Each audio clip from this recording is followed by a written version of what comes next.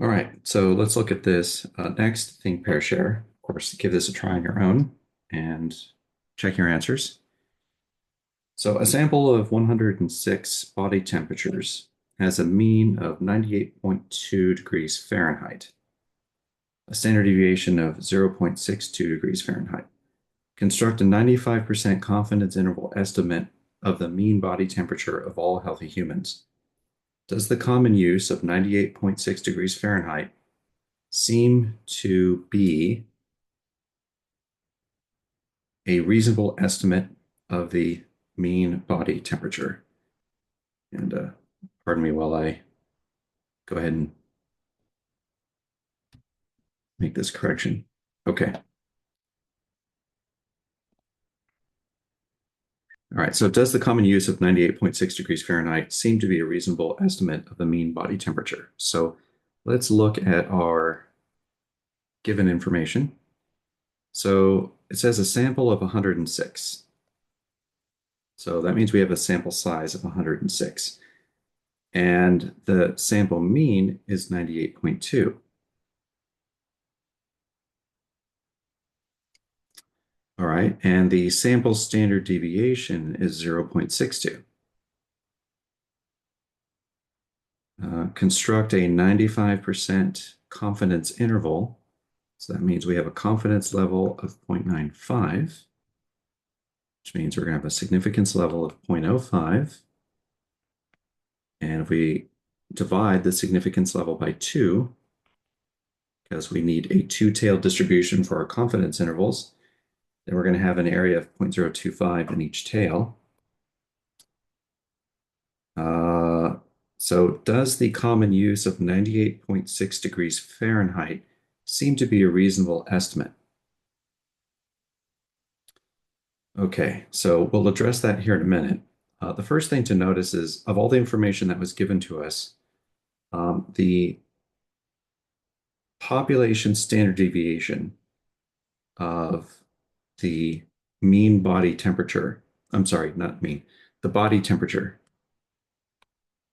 The body temperature of all healthy humans, the standard deviation for that is unknown. And so because that's unknown, then we have to use the student's t distribution. All right. So what do we need? Well, we actually need the confidence interval to be in this format.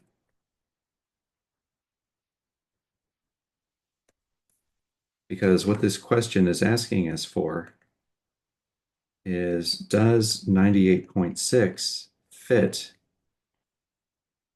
within our 95% confidence level confidence interval?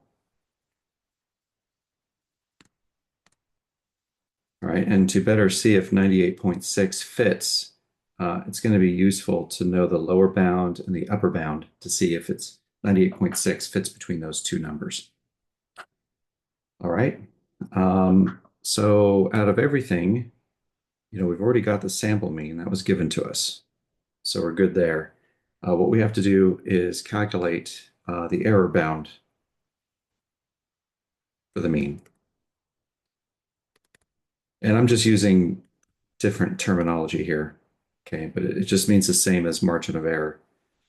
Um, so what we need is we need a T alpha 2 score, and then we need the sample standard deviation divided by the square root of n. All right, and S, the sample standard deviation, and the sample size is already given. We just need to come up with our T alpha 2 score, which is the critical value between the confidence level and the significance level. So let's go ahead and figure that out here off to the side. There we go. And so you're going to have 0. This is going to be two-tailed because we're doing confidence intervals. Here's our positive T critical value, and here's our negative T critical value. confidence level of 0.95 here in the middle, and significance level divided by 2 of 0.025, significance level divided by 2, 0.025. There we go. And we need to use an inverse distribution function in order to convert an area into a value. So I want to convert this area into that value. So let's see what we get here. So let me go ahead and clear all that. And so I need to go to the distributions app on the NumWorks calculator. It's already configured, but let me make sure I do this from the beginning. So I want to go to students T. Now degrees of freedom. I didn't calculate that before. Okay. So what are the degrees of freedom? Remember that degrees of freedom, calculate this here, is equal to the sample size minus 1. So that's going to be 106 minus 1, or degrees of freedom is going to be 105. All right. So let's go back and let's put 105 here. And I want the area in the right tail. This will be an area of 0.025.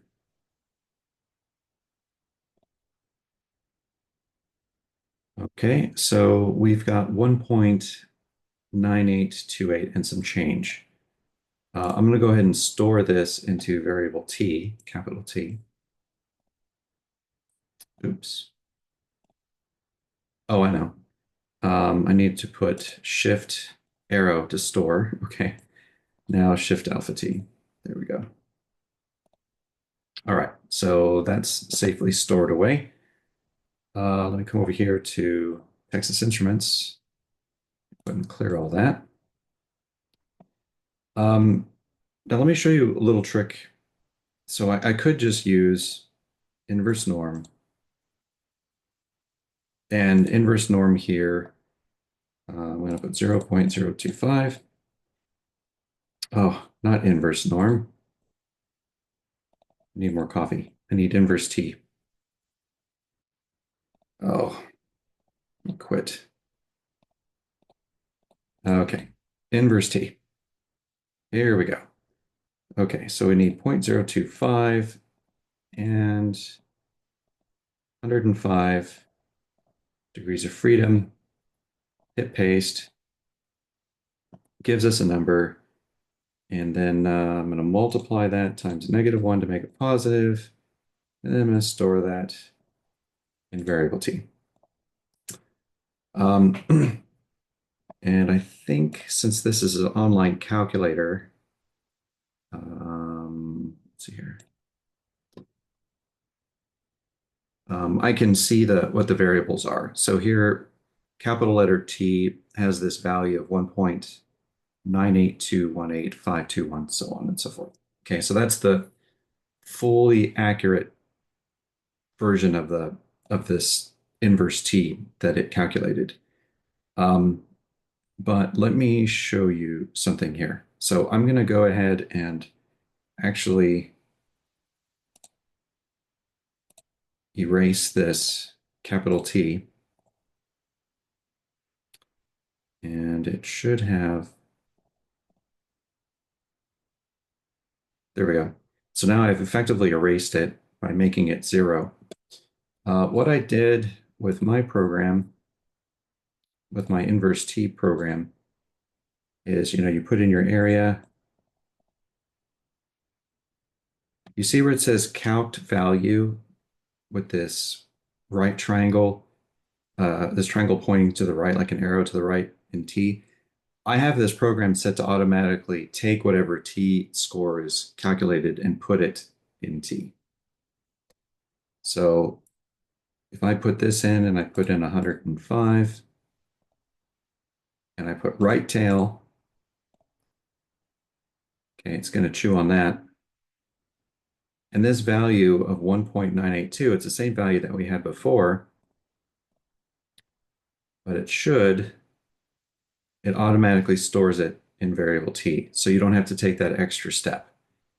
It does it for you if you use my program. Okay. So it kind of gives you similar functionality to what you've got over here on the numworks calculator. Okay. So I'm just going to write down. So we have 1.983. 1.983. So our t critical value is 1.983. All right, we have a standard deviation of 0.62 all over the square root of n, which is 106. So now I'm going to put those values in. So I've got one, oh, no, I don't want to do that. Let me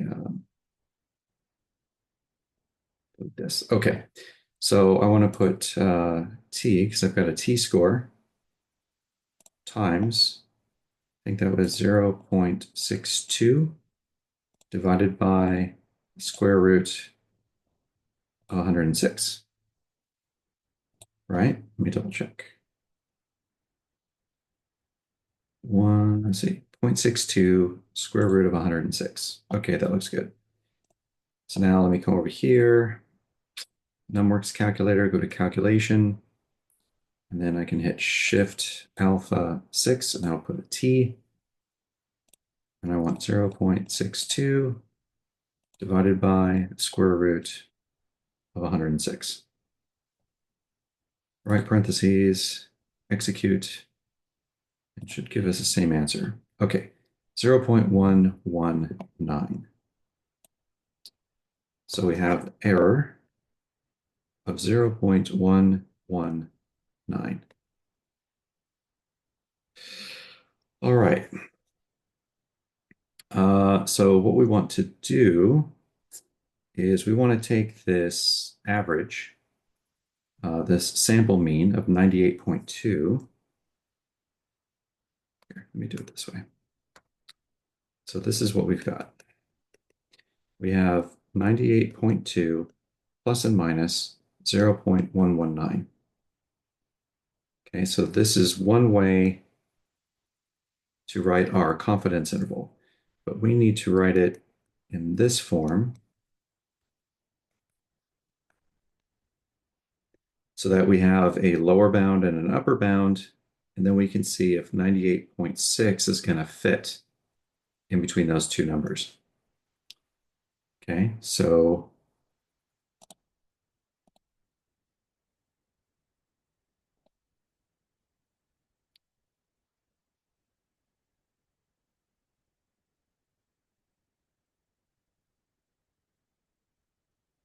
for some reason my program is kind of frozen a little bit. Let's give it a second.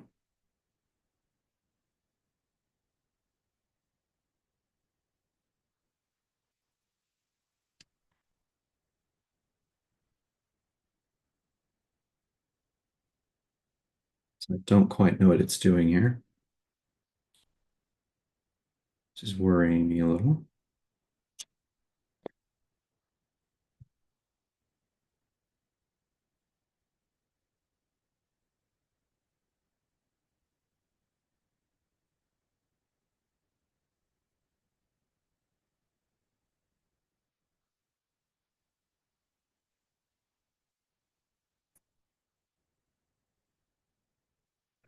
Especially since you know, I didn't follow my own advice and kind of save as I've been going along. So I'm probably gonna have to redo some of this work.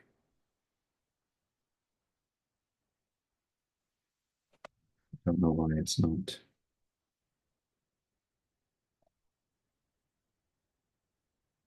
Everything else is working the way it should.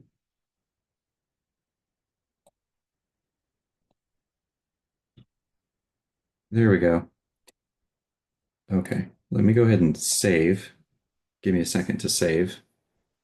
Um, want to make sure I don't lose the stuff that I've been doing so far. So I apologize. You can always just fast forward through this part on your video.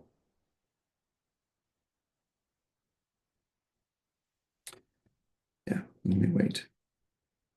Gotta be patient.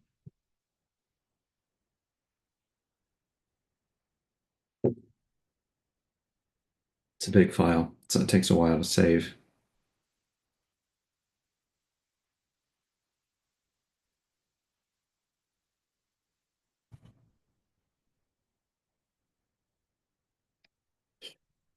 Yeah, I apologize for the pause. This was not scripted. Didn't script this in.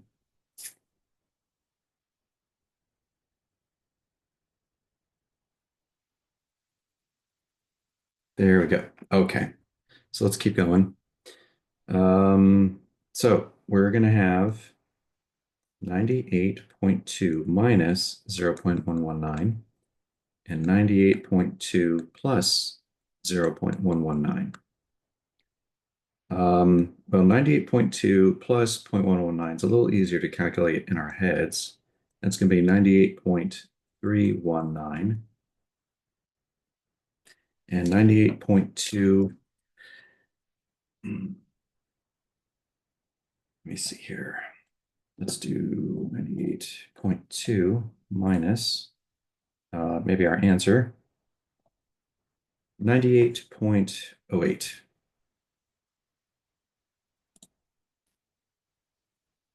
98.08. All right, so here's our confidence interval now in this format. And the question is, does 98.6, does that live within this interval? Actually, it's going to be outside of it, right?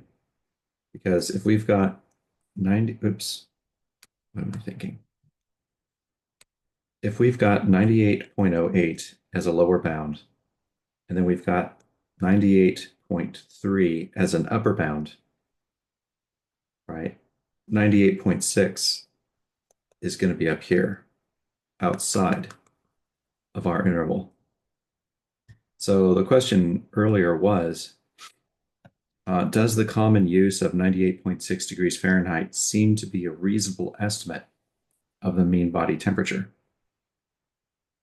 And according to this sample, the answer to this is no. 98.6 degrees Fahrenheit, let's see here, does not seem to be,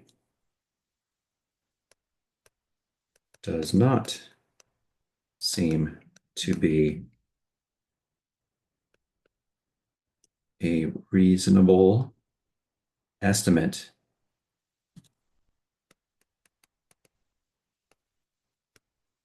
of mean body temperature. There we go. All right, so this concludes this example. Let me know if you have any questions.